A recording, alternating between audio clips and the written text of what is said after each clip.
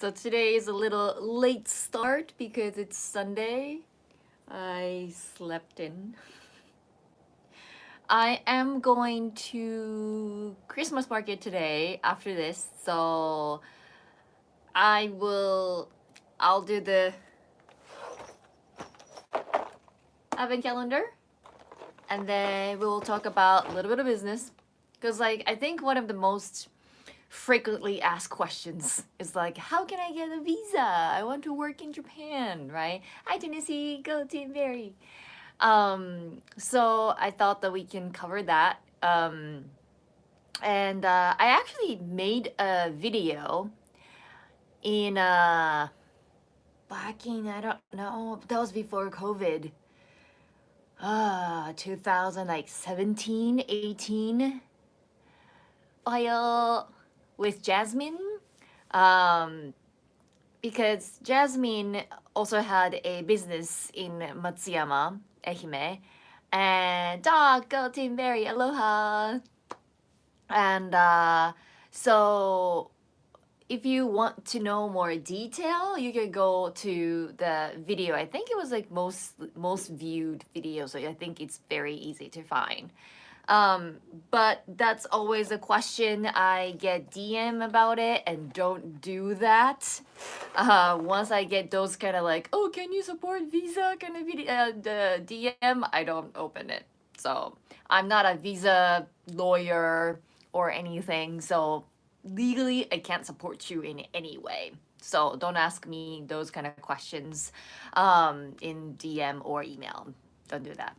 But I thought that this will be an interesting topic for most of the people who are considering, like, what's my option? Like, can I go to Tokyo? Can I go to Japan? Ohayou gozaimasu. And do a little bit of business or any other way possible to come to Japan, not as a tourist. But anyway, before that, we want to do today's 8th. So I was getting all the faces. So I want to get something non-face. So let's see what we can get. This is a little tinier the last couple days. And the shape is a little different. So I'm hoping it's like some kind of different type of ornament. But here we go. Oh! Yay! I got a little ball. Somebody told me like how to say this ornament properly and I forgot. Babble? Babble was it? Is that a babble? Am I saying it right? B-A-U-B-L-E? I guess. But I got the red. I already had the white and gold and this one. Ah! And I dropped it. Oh, where'd it go? Oh no. Oh no, it's so tiny I can't find it. Oh, it's behind the curtain. There we go. Here we go.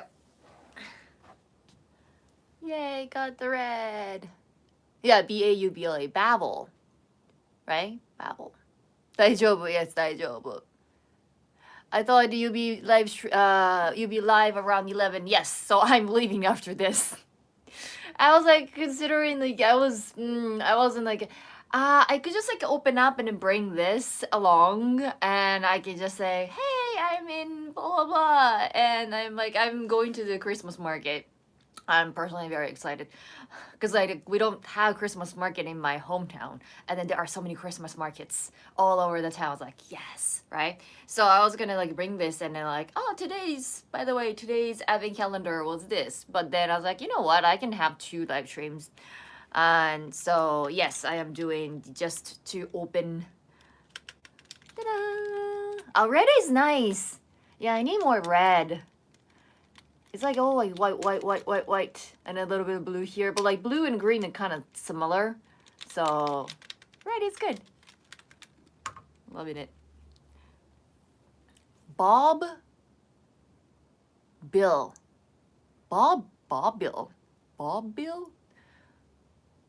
Bob Bill? I'm skeptical. Anyway, I think I did the Google not translation, pronunciation thing, and I can't remember. Anyway, so let's get into the topic because this is a little bit heavy. It looks like berry. Yeah. It looks like a berry. Go team berry. Anyway, so I will be streaming from 11 a.m. So about it's almost 9:10, right? So give me like an hour to go around and then take trains and get to the location, and then I can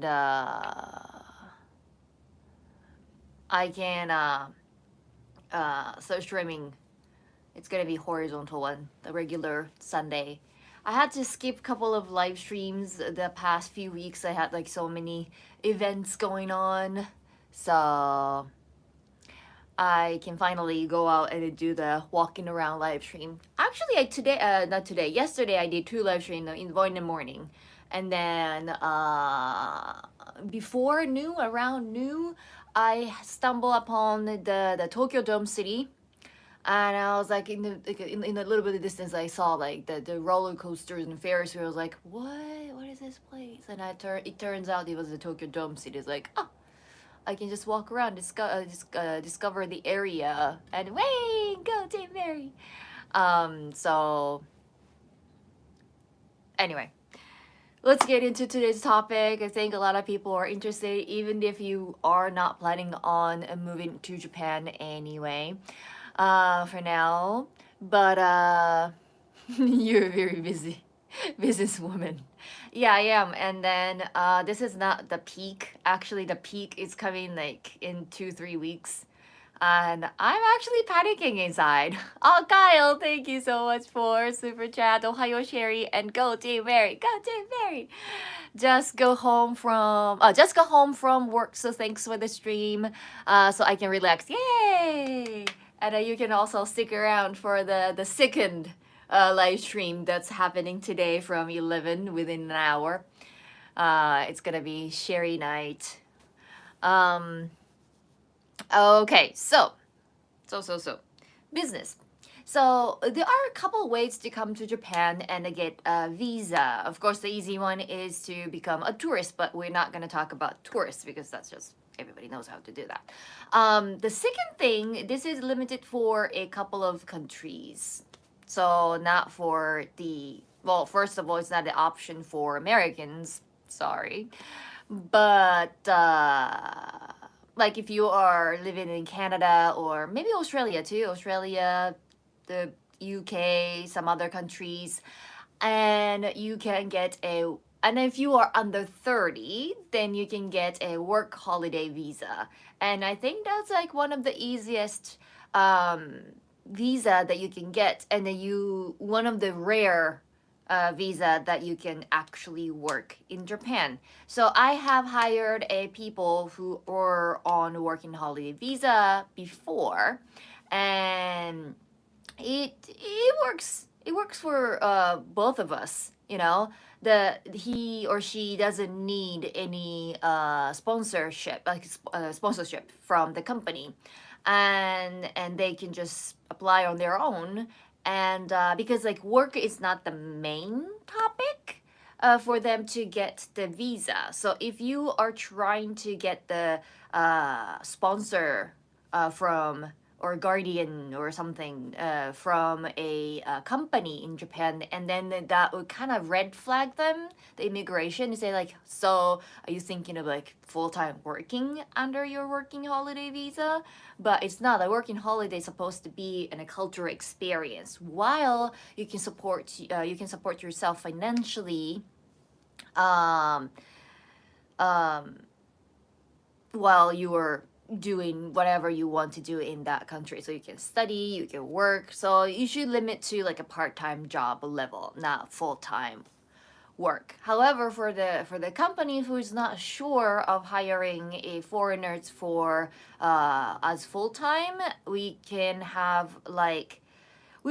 start working very easily. You can just like give away your resume and say, hey, like I'm looking for a part-time job, and then we would just go through the interview, and at the end of the interview we can ask for their passport, and there they have the working holiday visa, and then that's it, right? So I've done it before and it was easy and we can test it out. And then if you are willing to work for that company full time, you have up to 1 year for both of you guys to decide what you want to do in the future. And so you can smoothly move on to a uh, yeah, no working holiday visa for Americans. I know.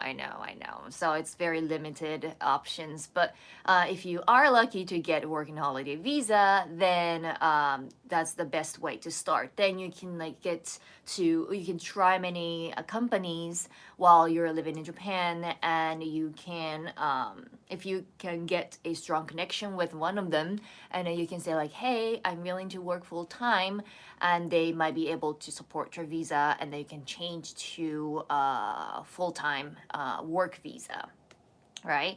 And so the next step is the work visa. So if you want to live in Japan and work, and then the next one is the work visa.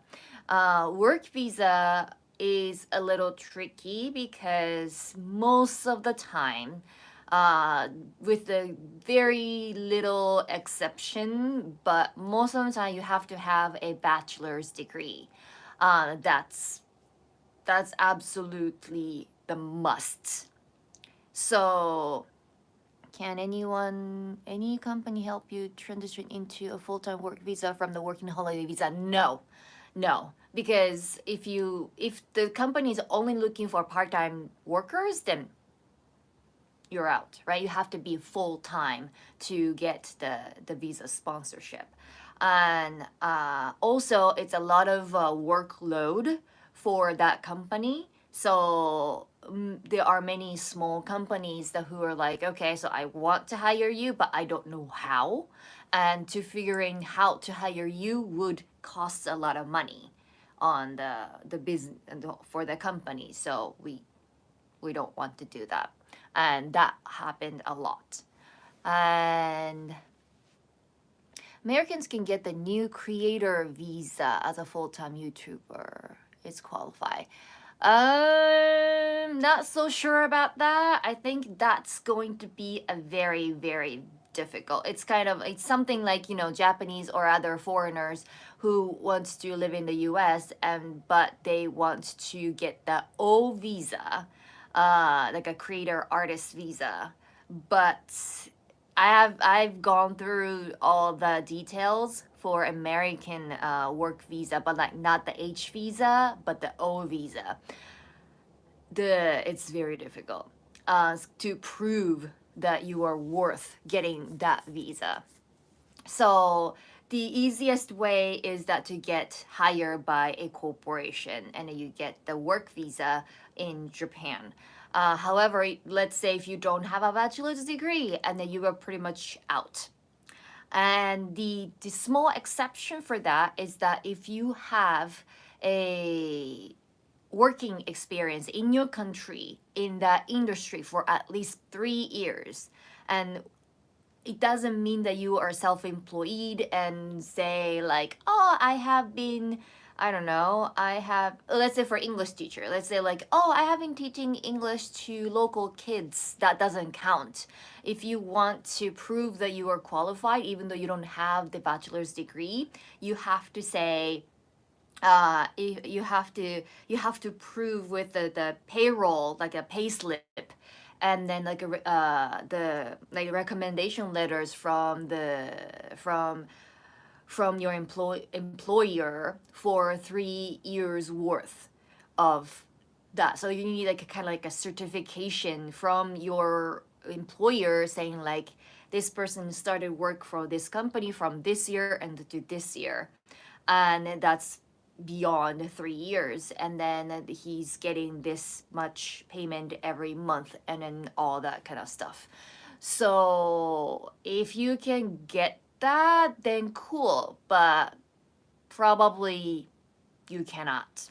And even if you think you have that 3 years of experience in the industry, sometimes like the immigration say no, that's different industry, right? Like if you say like you are teaching like French in Canada, for example, right? And then you're like, well, it's like language teaching is the same thing, and I want to come to Japan as an English teacher, and then there's a possibility of the immigration depending on their mood. Say like, hey, like you say that it says on the paper that you are uh you are, I thought it was like food doctor, like what is a food doctor? It's a food doctor.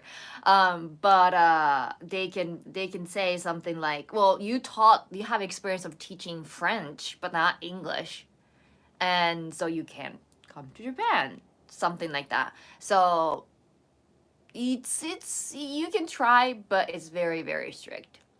So once that's out, and then like it's a little off topic, but like if you happen to be half Japanese, so one of your parent is actually Japanese citizen, and you don't have to apply for any of the visa.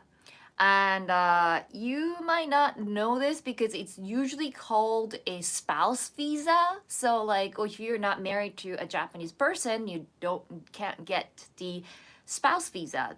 But Jasmine covered it in that video that we did together a couple years ago. It's actually a spouse slash child visa. So if one of your parents is Japanese citizens, and you don't have to have a Japanese citizenship because Japan doesn't allow dual citizenship. So you probably chose one of them, and you are not considering the visa and the sponsorship anything if you chose to be Japanese citizen, right? So the only time you're thinking about it is because you chose whatever the other country. And in that case, you're not citizens of Japan. And so you would think that I have to get work visa, I have to get yada yada yada visa, right? But you can apply for a spouse visa, and it's spouse slash child visa. And that allows you to do pretty much anything. So you can work like Japanese person, you can live like Japanese person. The only time that, especially in the countryside, the Jasmine struggle with was the bank. So when she wanted to open a bank account because she looks like a foreigner, the bank was kind of skeptical, and the bank didn't understand what spouse visa, and they were like, okay, so you can't open the bank account here, right? So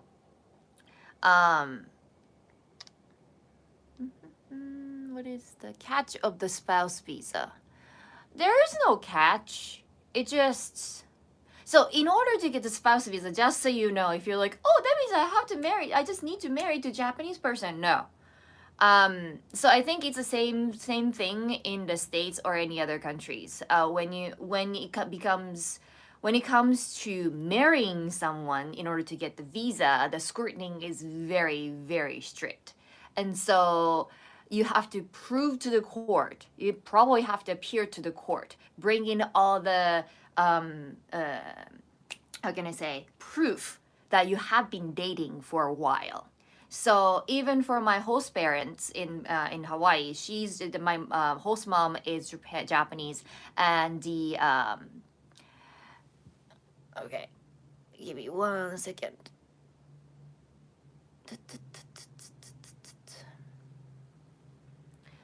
The my host mom is Japanese, and then my host dad was American. So because they weren't going back and forth, it's like a long time ago, so they couldn't just like going back and forth frequently. So the court ordered the phone records from the phone company, and then letters that they exchanged to each other, and like all those proofs that they have been dating for a while. And otherwise the court was like, nope, we just see that Please leave me all caps. I don't know how to do that. I gotta let me like I can't do that, right? I can't like it's not a setting thing. Anyway, sorry, I don't know how to do that. I'll take a look if I can. Um but so it's the same thing for Japan, that you have to have like a family bonding as well. So like when you introduce your boyfriend or girlfriend to your families, and you to make a group photos and then all that. So uh not like it's not fake, you know. So it'll take a long time to prove that, and so that's how you get the spouse visa. And then sometimes even so they're like, oh, you're not dating long enough, so you can't get the spouse visa. It doesn't matter if you're already married or anything. You can't you just can't get the visa. That happens. So if any of you are thinking like, oh damn, like that, I just need to find a Japanese person and get married, it does not that easy. Okay, so then the last one, the who doesn't have a bachelor's degree, who doesn't have a 3 years plus working experience, and who doesn't live in a country that supports working holiday, and who doesn't have a Japanese parent, or can possibly marry to a Japanese person, then the only option is the business visa. I think it's called like investor business manager visa or something. They changed the name a couple times, I think.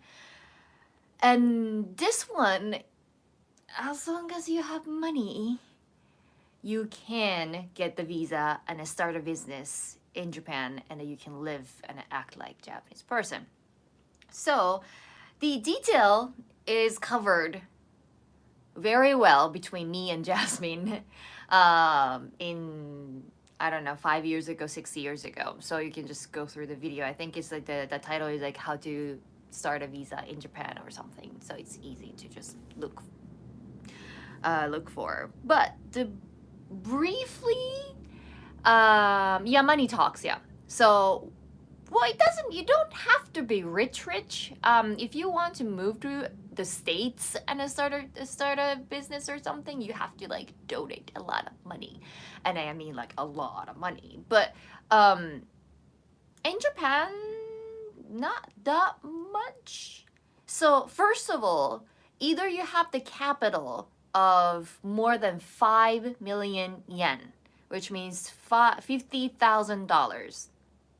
Oh, yeah, I would say like a little bit less, maybe $30,000 because of the current exchange rate. I feel like, yeah, maybe this is a really good time to start a business in Japan because, Japanese yen is really weak now. So if you're living in the States or something, and then you don't have to prepare $50,000. You can just only prepare like maybe $30,000. There you go, business opportunity. And like if you want to start a business in Japan, you should have some sort of plan, right? And various countries want the money to stay here. Yeah, of course. So like, cause like the country needs to know that you have enough money to pay the first 2-3 years of taxes, right? So Japan doesn't want you to earn money in that country as a foreigner and then just not pay the taxes. So as long as you can pay taxes, and then country is welcoming. But so either A, you have that much money, or two, you have two full-time workers. So it's kind of so it's kind of like if you have two full-time workers, that kind of prove that you have that much money to support those two staff from the beginning. And so you can prove to the government like, hey, I have money. I might have only like 1 million yen of capital, but I have two full employees. And then you have to have an office, and you have to, well, at least you have to have the contract between the real estate agent saying that you are renting a specific place from when. And it doesn't have to be completed you can just like, after you get the visa, you come to Japan and then you can hire the contractor and then everything, and you can do a the interior and then everything like that. But at least you have to have the contract that you are renting out a specific office. And then you have to, well, I think it's kind of going backwards, but like you have to have a Japanese bank account. So the capital, you have to transfer from your bank account to the Japanese bank account. And this is the tricky, because Japanese banks do not let foreigners open their bank accounts for any reasons. Um, as long as you have a valid visa and a Zairyu card, the resident card, then it's easier. But I had to, even my staff is full-time worker and I had everything prepared. I had to go with him and I had to turn in my ID as well to kind of to guarantee who he is. And I asked them like, well, I was there because my staff didn't speak not English, Japanese at all at that time. So I was there to a translator. However, they asked me for my ID, so I was like, what does this mean? And they were like, well, yeah, I mean, we need a Japanese person to pretty much support uh, the whatever the whoever the foreigner is. And so if you are going to the local banks, and that's what happens, probably it's not going to be a case if you are going to the mega banks like MUFG or whatever. But still, it's better to have a Japanese person with you when you want to open a bank, even if you have the valid visa. So when you are trying to get the investor visa, that means you don't have the visa yet. That means you can't. So what you have to do is that you have to find a Japanese partner. You have to have a Japanese partner who is residing in Japan, but he or she can only open under their name. This is the tricky part. So it has to be someone who you really, really trust. Otherwise, he or she can get the money and then disappear because the bank is under the person's name. So legally, that's their money. So I would say that's the most difficult part of all, because you have to find a Japanese person from outside of Japan, and then that person has to be 100% trustworthy. Gotta run. Mahalo. And then they will open a bank account under their names. And then after that's done, you transfer the capital from your bank to their bank. I trust you, Sherry, 100%. Thank you. Thank you, James. And then maybe I should like run that kind of business. The like, oh, you guys know me. Like I'm on all over the internet. I can't run with your money. I will just like open a bank account for you, and then I just get a little bit of feedback and the quarterly fee, and then I do all the paperwork. There we go. So then after you get the proof that you have the bank account and everything, and then you apply for the visa. And once you get the visa, you can finally come to Japan. And after you come to Japan, you can meet whatever the person that you are pairing up with. Then you have to do the like paperwork to change that name from this person to this person, like to your name. And then finally you have the corporation. Not to mention that you cannot do the self-employment under this visa. So you have to have the kabushiki gaisha, the corporation. So the big difference is that the one you have to pay a little bit of fee, about $2,000 to establish the corporation, and you have to hire a tax attorney. You cannot do your tax return on your own. You must have a tax attorney because the final paperwork has to be done by tax attorney.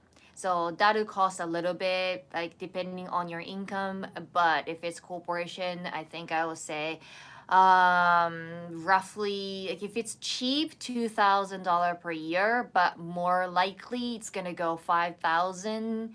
And then if you start making money for the corporation, then it's go up to like 1 million yen, so like $10,000 per year.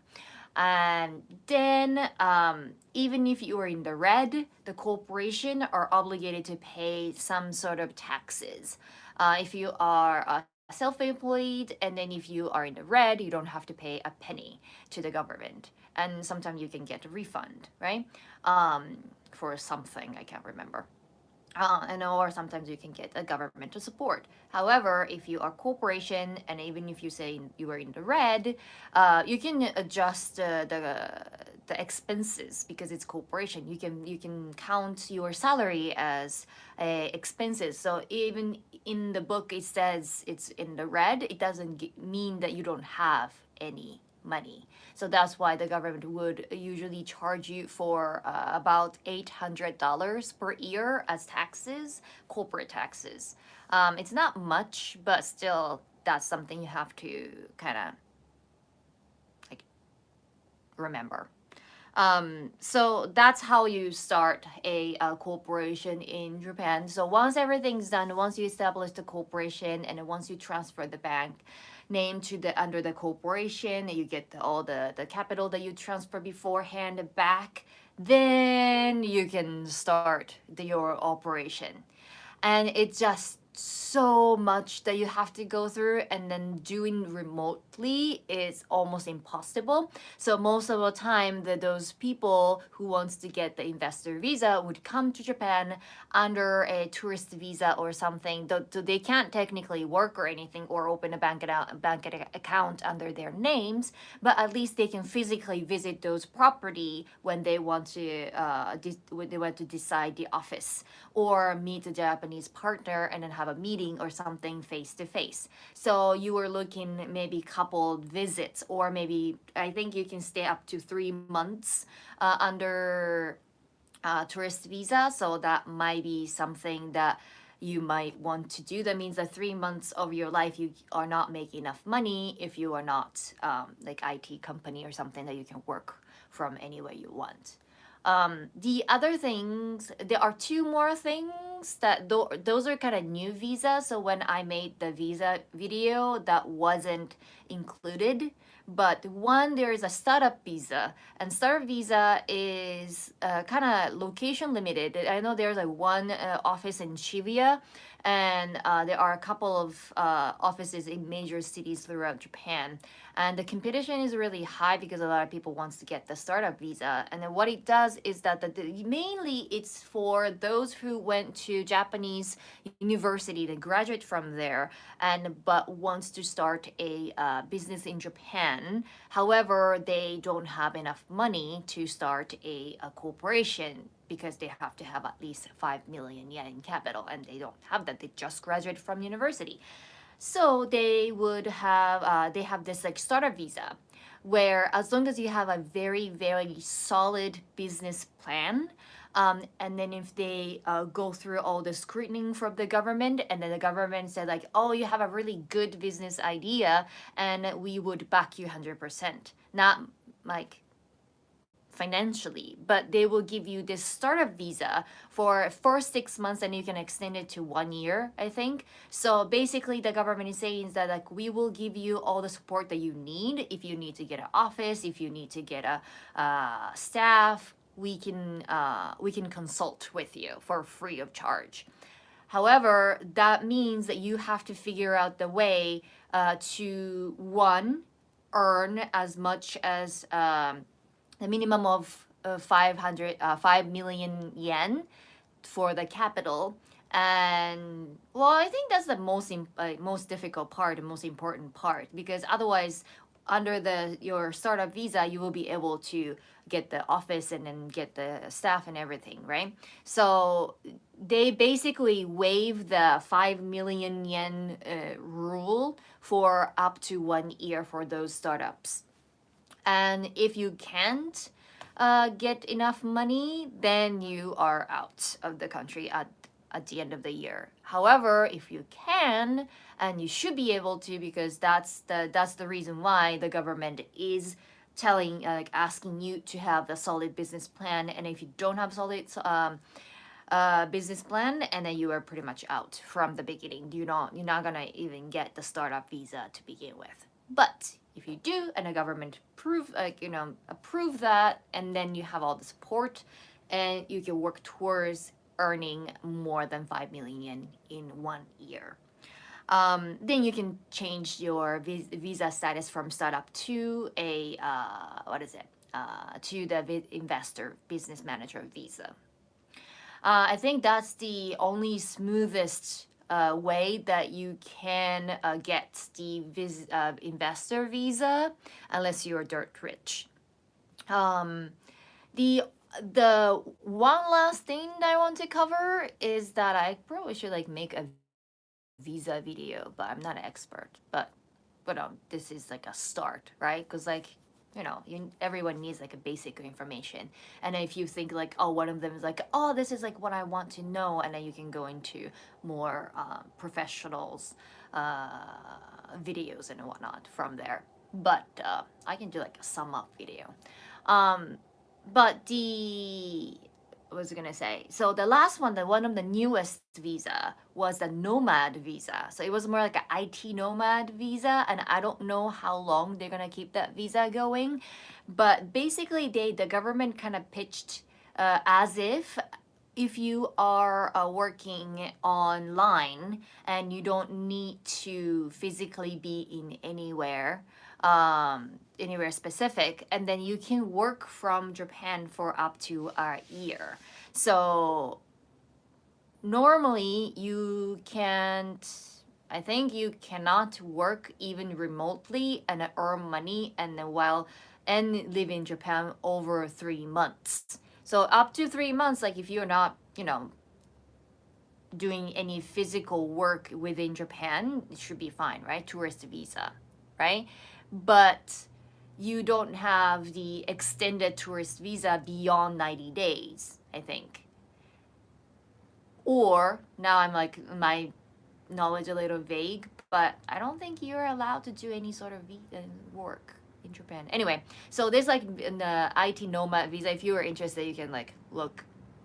Is that you are allowed to do remote work from Japan under that visa.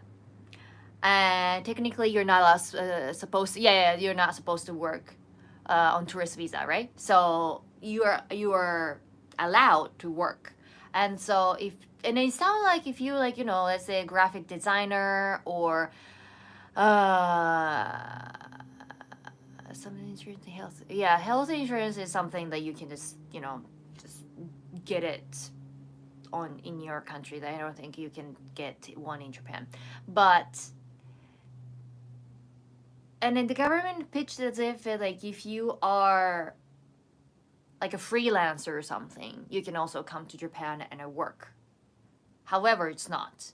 So you have to get the pay slip from previous year, or like maybe upwards of like 3 years or something before. And then you have to prove that you are working for in certain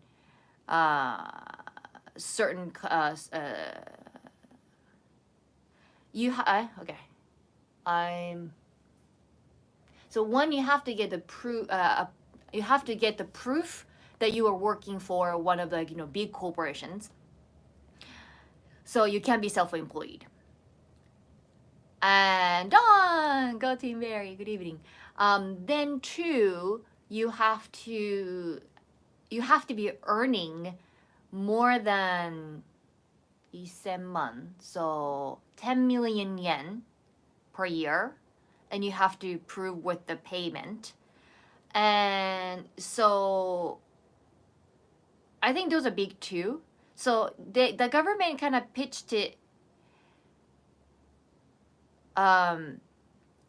Government kind of pitched it as if anyone who is doing a remote work, like IT related work, can get this visa and come to Japan and work remotely but it's not. You have to be employed by an IT company that pays you over 10 million yen per year. So that kind of limits many people. And so I don't know how many people actually did it, but if you are working for like, I don't know, like Google or Apple or something like that, and then I think you are easily making over 10 million yen per year. So then that's for you. But so those are the two new types of visa, work-related visa. But yeah. Anyway, so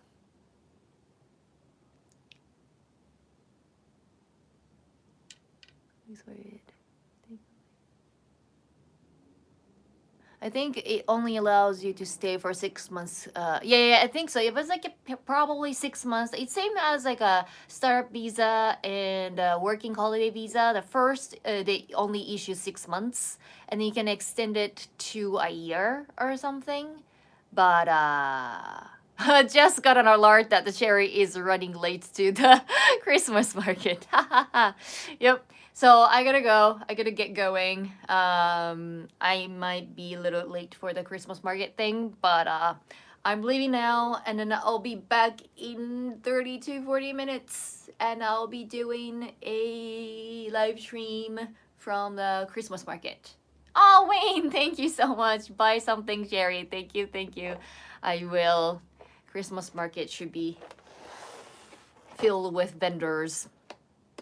I also wanted to buy Christmas presents for my friends, and I don't know what. I gotta think. All right, so I'll see you guys there. Bye.